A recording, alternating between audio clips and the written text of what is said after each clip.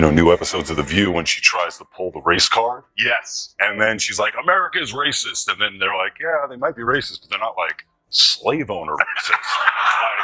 like somebody that we... That's so true. Yeah. One thing, and I would have even actually not give her any, is she said, well, I guess that's just what they did back then. Yeah.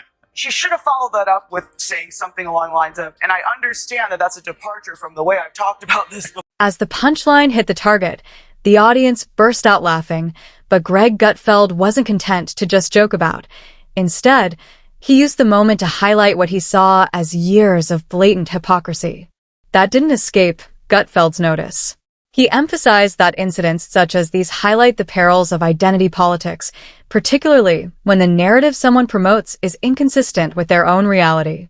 He maintained that Sunny Hostin's moral high ground had recently fallen into disarray and underlined the importance of self-awareness and subtlety when dealing with difficult subjects like history and race. Sunny Hostin has been outspoken about making people answerable for their ancestry, frequently focusing her arguments on the weight of historical guilt and institutional oppression. She is so wrapped up in identity, and she had no idea who she was. Well, now we understand why she always makes Whoopi get the coffee. Exactly, because if she is shaming descendants of this, will she continue to do that when she is now one? By simplifying complex subjects into identity-based talking points, Gutfeld claims that activists like Sunny routinely disregard objectionable facts, including their own contradictions. Many people were deeply affected by his comments, which served as a perfect illustration of what happens when moral superiority and difficult realities collide. He claimed that the real irony was not only that Sunny's forebears had participated in a system that she vehemently condemns, but also that she chose to ignore it and belittle its importance rather than confront the obvious inconsistency in her own position. This was not just about Sunny. It was a larger lesson about how personal responsibility is often subordinated to performative anger. The internet responded quickly, with memes and clever humor popping on social media, including one viral tweet that said, "Reps, let me write that check to myself real quick." People took to Twitter and TikTok to voice their passionate thoughts.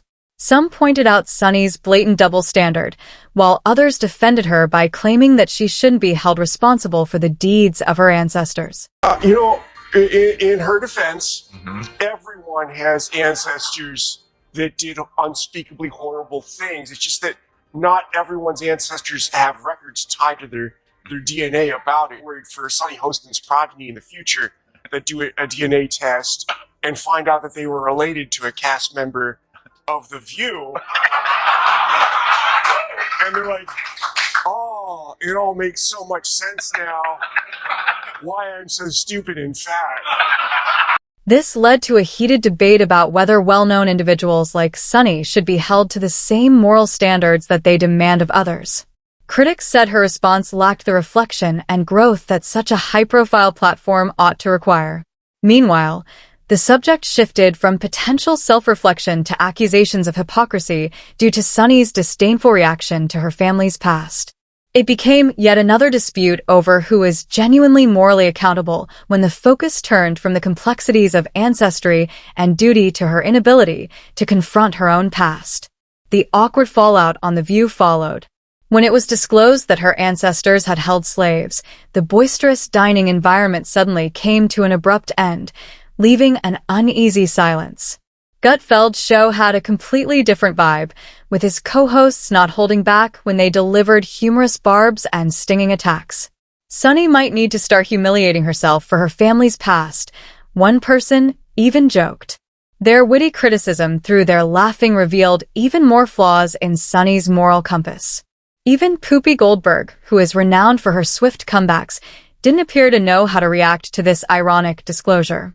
Rosie O'Donnell even provided a more complex analysis of the issue. Guess there's nothing worse than to find out you're a white woman. She's so disappointed. It's really disappointing. Her mother was white. Oh my The god. shame. Oh my god. The horror. History, and finds out that this is fantastic. She is descended from slaveholders. She's descended from slaveholders, and she's been apparently getting a lot of mail about her call for reparations because it turns out she's going to be paying them and not actually receiving. She emphasized that people should be judged by their actions rather than their ancestry and cautioned against oversimplifying complex subjects like race and history. Her point of view illustrated how these discoveries could challenge established narratives and compel challenging but necessary self-reflection. There was a glaring divide in the replies to Sunny's comment. Some saw it as an opportunity to accept personal accountability. The tension surrounding her response was apparent from everyone's vantage point.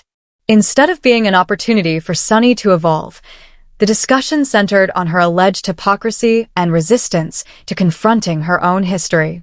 Others believed it to be just another example of identity politics gone wrong. Everyone has a complex past, and this story serves as a reminder.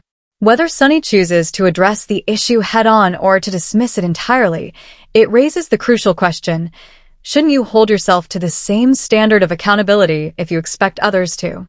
Her response to this circumstance will determine her legacy. View hosts, among the dumbest people on television. Sonny's dumb. Certainly not the brightest person. And what she just said just doesn't make any sense. It's just like so silly to say. It's not a well thought out. It's like if you had an idea for a premise and it was totally baked and half baked and you went on stage with it and it's nothing. Just go for it. When focus shifted to Sunny's husband, Dr. Emmanuel Hostin, who was involved in a legal struggle involving allegations of insurance fraud, legal kickbacks, and an incredible 180 defendants, Sunny's personal life took yet another turn for the worse. Rico's grievance, the medical community, could be rocked to its core by this high-stakes incident, which is not your normal legal case. A strategy allegedly devised by Dr. Hostin and others to exploit the healthcare system for financial benefit is at the heart of the complaint. Accusations include submitting fictitious insurance claims for operations that may not have happened and taking bribes to perform needless surgery. Imagine insurance companies unintentionally paying for unneeded surgeries that resulted in patients obtaining anesthesia.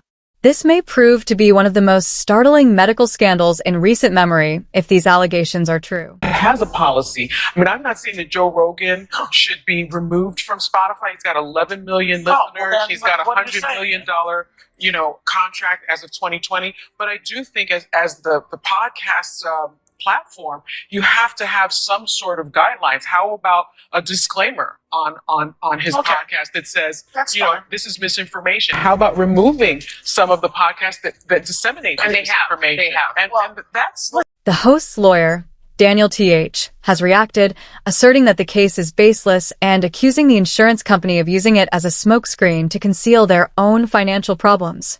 The battle has only gotten more intense.